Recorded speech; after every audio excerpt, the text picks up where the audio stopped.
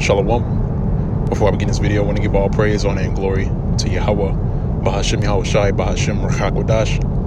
Double honors to the apostles and the others of Great Millstone that continue to rule very well to this very day, that is feeding the flock continually through the spirit and power of Yahweh, Bahashim Yahweh Shai. And also shalom to the hope elect that is also laboring this work, that's giving your due diligence to make your calling and election sure, and faith and truth and sincerity, and also in all charity.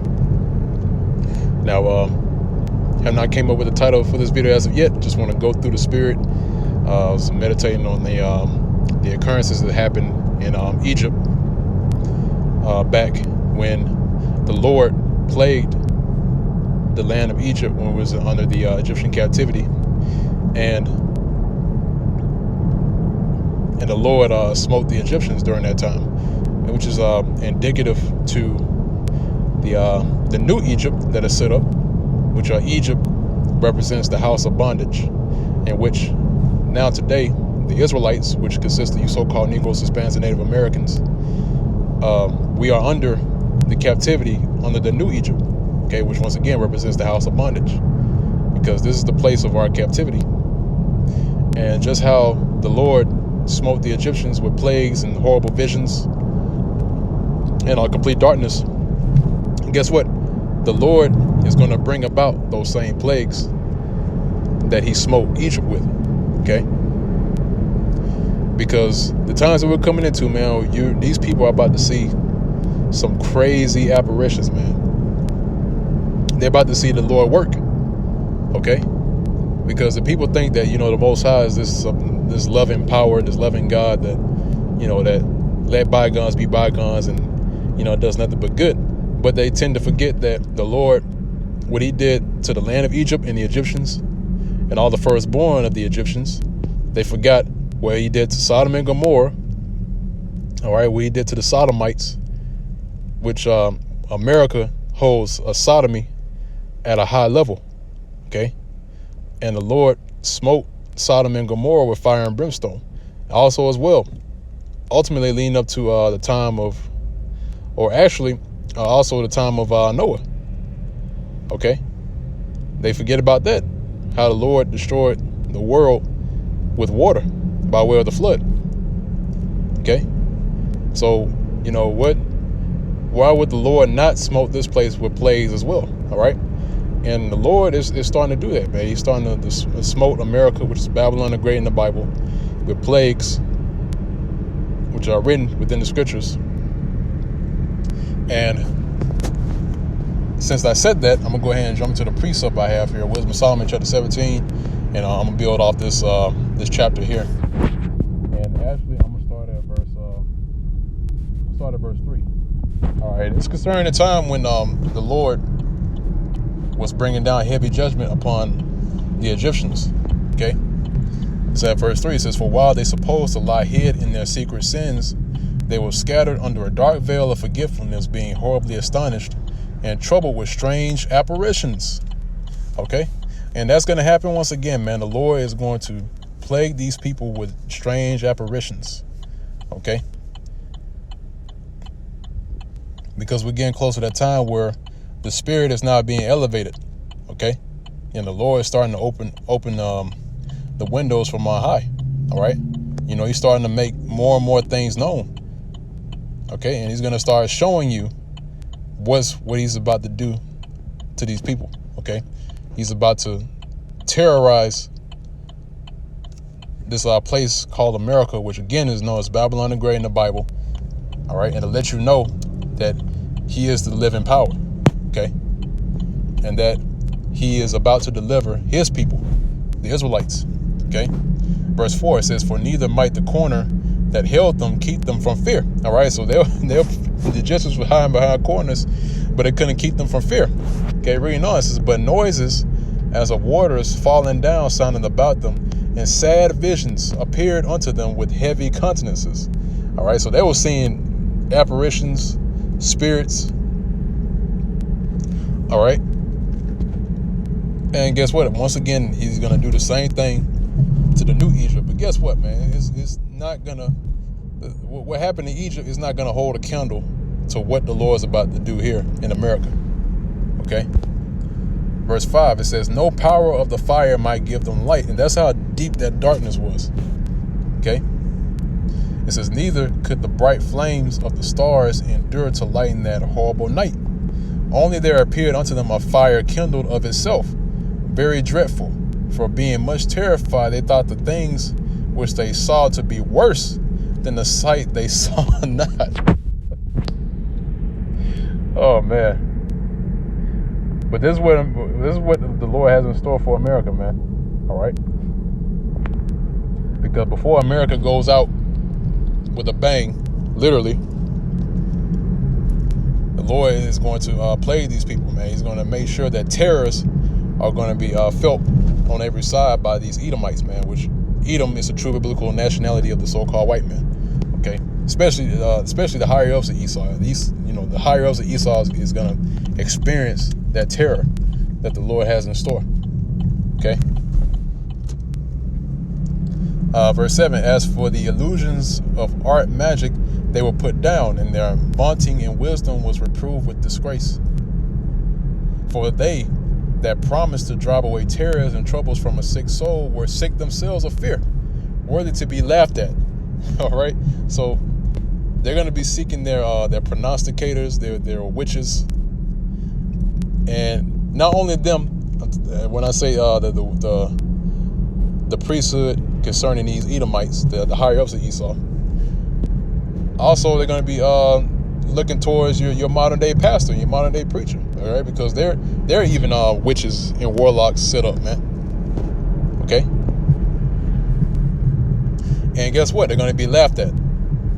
Okay, because they were sick, because they're going to be sick of fear as well. They're going to be fearing. Okay.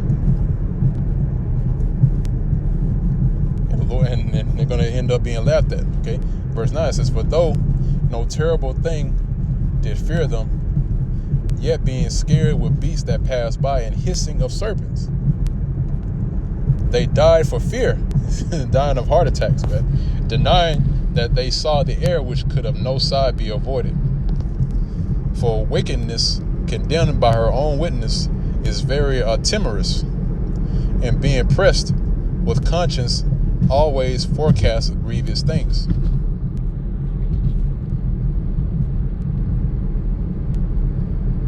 Okay, and I believe that's actually I'm gonna skip down a little bit. Verse 14 says, but they sleep in the same sleep that night, which was indeed intolerable, and which came upon them out of the bottoms of inevitable hell, were partly vexed with monstrous apparitions, and partly fainted, their heart failing them, having heart attacks, for a sudden fear not looked for came upon them.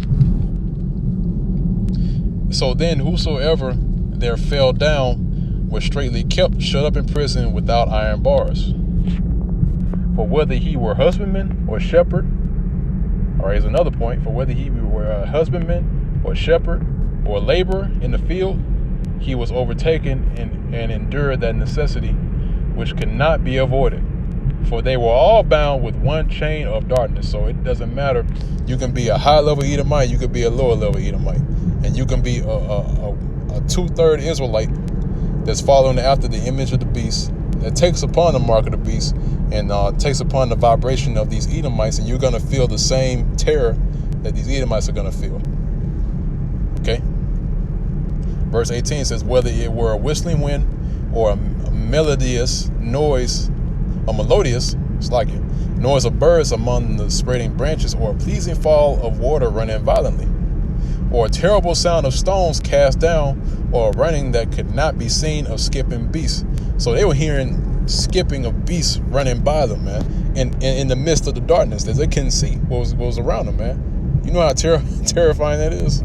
If you walk around in the dark and you hear footsteps, or you hear pitter-patter of paws or feet, and you be scared out of your mind, man. Okay? Or a roaring voice of most savage wild beasts, or a rebounding echo from the hollow mountains, these things made them to swoon for fear. Okay? That's it on that, man. I'm gonna go ahead and grab another precept here. Like I said, I didn't want to make this too long.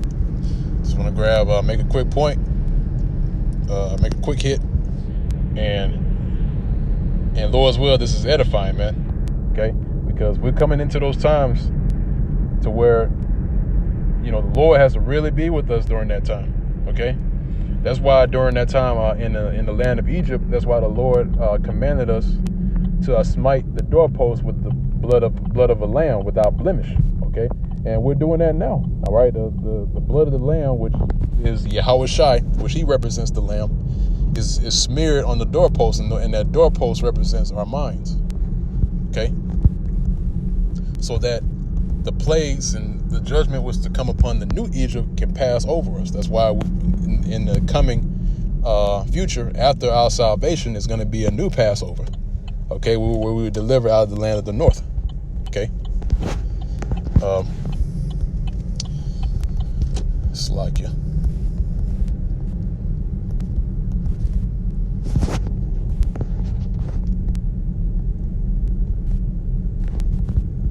All right, this is the book of Job, chapter 18. Start at verse 10. It says, the snare is laid for him in the ground, and a trap for him in the way. All right, it's talking about Esau. All right.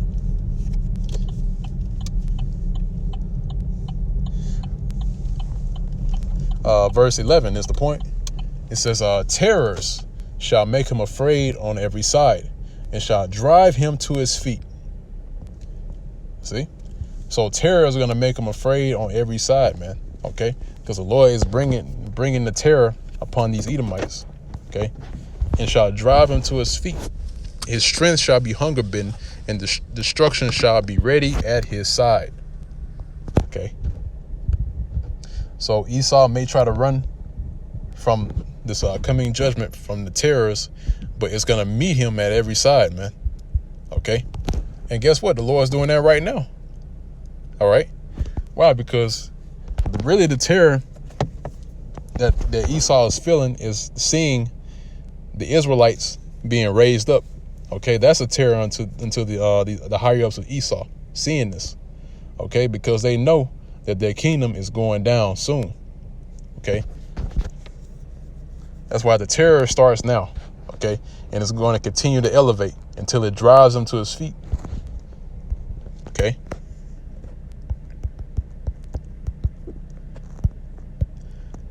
All right. Right. Amos chapter 5, verse 18. I'm going to close out on this. It says, woe unto you that desire the day of the Lord, Yahweh Bashmion Shai. To what end is it for you? The day of the Lord is darkness and not light.